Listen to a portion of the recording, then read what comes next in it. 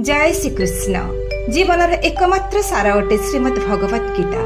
यही सार जदि जीवनर आधार बनी जाए तेबे जीवन सफल हो से गीता सारु किछि सत्य केबे दाबी करे नाही कि से सत्य बोली, किंतु मिथ्या सब बेला पाई दाबी करि थाए केवल मो ही सत्य, केवल मो ही सत्य बोली। मनुष्य निजर विश्वास उपर तैयारी होई थाए। जेतेबेले आपण निज उपर निजे विश्वास करबा को लागिबे सेतेबेले जीवन रे चमत्कार हेबा को लागिबो। जीवन रे हुएत जेते भी द्विधा आसुना काहेकि जदि आपणकर एही दृढ़ विश्वास अछि जे ईश्वर आपणक साथी रे अछंती तेबे सेही विश्वास ही आपणको चिंतारू धीरे धीरे मुक्त करिदेबो। आउ सबूर बाट आपे आपे फिटी जीवो।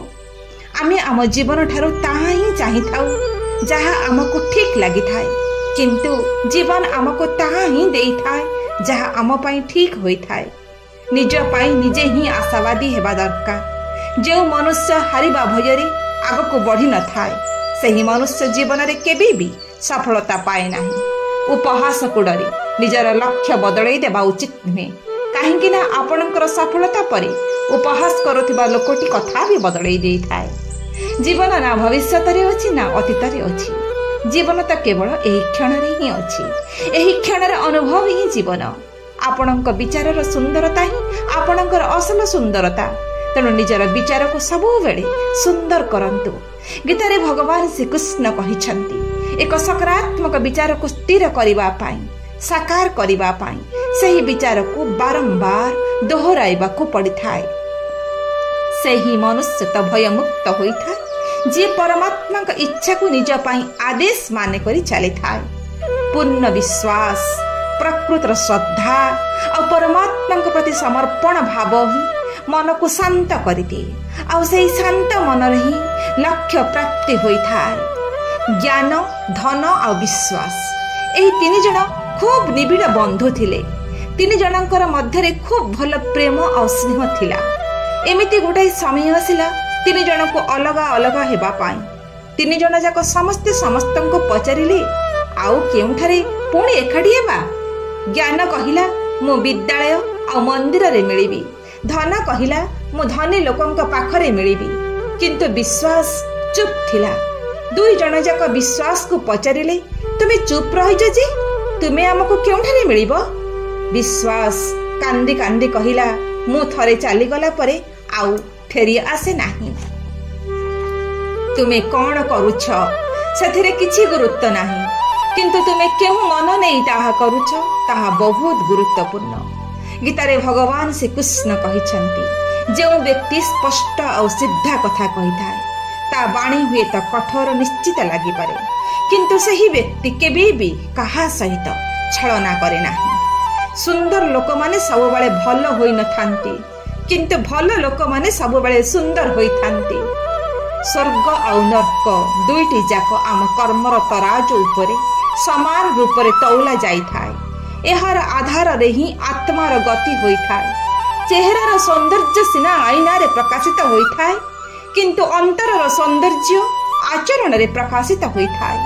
पानी जेते सफा हेले भी यदि पानी पात्र सफा न रहिबो तेबे से पानीर किछि मूल्य रहि नाही। ठीक सही परी मनुष्य जेते सुंदर होई थाउ पछे तार स्वभाव जदि खराब थाए ताहले सही मनुष्यर कौनसी मूल्य रहे नाही। जीवन रे काहाकू कंदे हजार दान धर्म कले किछि लाभ नाही। जदि जने दुखी मनुष्यर मन रे टिके हस फुटेई पारिल तेबे तुमको कौनसी मंदिर जीवार आवश्यकता नाही।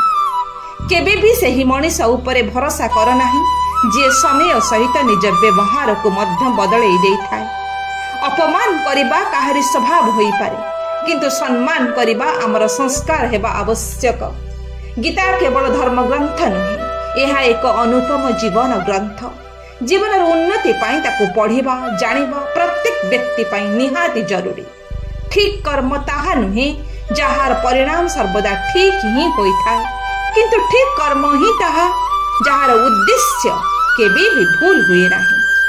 अधिक खुशी थिबा अवस्था रे किंबा अधिक दुखी थिबा अवस्था रे कौनसी भी निष्पत्ति नियंतु नाही, कारण एही परिस्थिति रे आपण ठीक निष्पत्ति नहीं पारिबे नाही। जहा हबार अछि ताहा निश्चय होई करी ही रहिबो आउ जा हबार नाही केबे भी हेब नाही। एही कथा को जे माने जानती तांको केबे मध्य चिंता व्यतिव्यस्त करे नाही। श्री कृष्ण अर्जुन को कहिसंती, हे अर्जुन तोर आ मोर अनंत जन्म होई अछि, तोर किछि भी मने नाही, किंतु मते सब जणा। जे मनुष्य एही सत्य को जानिनी है कि मु एही संसार को किछि समय पई आसीछि, पुणी चली जीवी, पुणी आउ एक रूप रे आसीबी, किंतु मोर से दिन किछि भी मने नथिबो, सब किछि मो पई पुणी नुआ हेबो। सेतेबेले ता जीवनर समस्त झगड़ा, समस्त दुख, समस्त चिंता ही समाप्त होई जीवो। शरीर नश्वर अटे, आत्मा अमर अटे। एही तथ्य जानिगला पर भी व्यक्ति निजर एही नश्वर शरीर प्रति गर्व करिथाय, जहा बेकार अटे। शरीर प्रति अहंकार करिबा बदଳରେ मनुष्य को सत्य स्वीकार करवा उचित। जीवन रे आपण धनी कि गरीब फरक एतिरे न थाए, किंतु फरक एइतिरे थाए कि आपणक भितरे केते साधुता एबे भी बाकी अछि। जे मनुष्यर हृदयरु कपट शेष होई जाई थाए, तार जीवन सबु बेले पाई सूर्यंक परि दीप्तिमान होई थाए। समय समस्तन को मिली थाए जीवन को बदलैबा पाई, किंतु जीवन दुई थर मिली न थाए समय को बदलैबा पाई। उत्साह, ऊर्जा और जोश कौन से भी असंभव को संभव रे बदलै देई थाए। ईश्वरंकर रूप केवल सेतिकी नुहे जेतिकी आमे आउ आपण बुझी थाउ। सृष्टिर कोण कोण रे परमात्मा उपस्थित अछंती। शरत बिना वृक्ष मानक देहरे नूतन पत्र आसे नाही, सही परि भल दिन जंत्रणा और संघर्ष बिना आसे नाही। जेउ दान कर्तव्य बोली विचार करी बिना कौनसी संदेह रे कौनसी असहाय मनुष्य को दिया जाए, ताहा ही प्रकृत दान अटे। जीवन रे अनेक समय रे आमे माने बड़ बड़ समस्या और चिंतारू चुटकी रे रक्षा पाई जाई थाउ, बाहरी जाई थाउ। लागे केही जेमेति आम साथी रे रही आमको उद्धार करि देले। सही अदृश्य शक्तिंकर नाम ही परमात्मा। से दिन आमर समस्त चिंता दूर होई जीवो, जेउ दिन आमको विश्वास होई जीवो कि आमर सब काम ईश्वरंक इच्छा रे ही होई थाए। जहा ईश्वर देई थांती ताकू छड़ाई नेबार शक्ति काहा पाखरे भी न थाए। जहा ईश्वर छड़ाई नेबा को बसी थांती जणे सहे चेष्टा करी मध्य रक्षा करी पारि न थाए। पत्थर से पर्यंत शक्तिशाली अछि जे पर्यंत से पहाड़ सहित मिसी करी अछि। पत्र से पर्यंत शक्तिशाली अछि जे पर्यंत से गछ सहित मिछि करी अछि। मनीष से पर्यंत शक्तिशाली अछि जे पर्यंत से परिवार सहित मिसी करी अछि।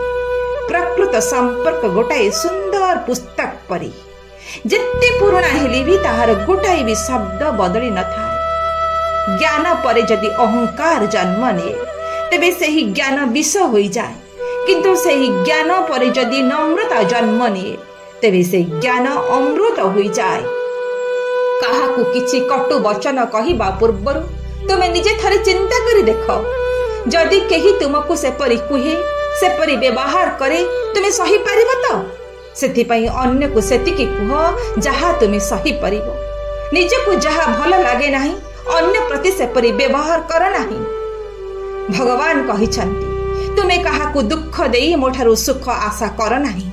आउ जदि काहाकू मुहूर्तक पई खुशी देइछ तेबे तुमे तुम दुखर चिंता कर नाही। जीवन रे तीनटी मंत्र, आनंद रे प्रतिज्ञा कर नाही, क्रोध रे उत्तर दियो नाही, दुख रे निष्पत्ति निये नाही।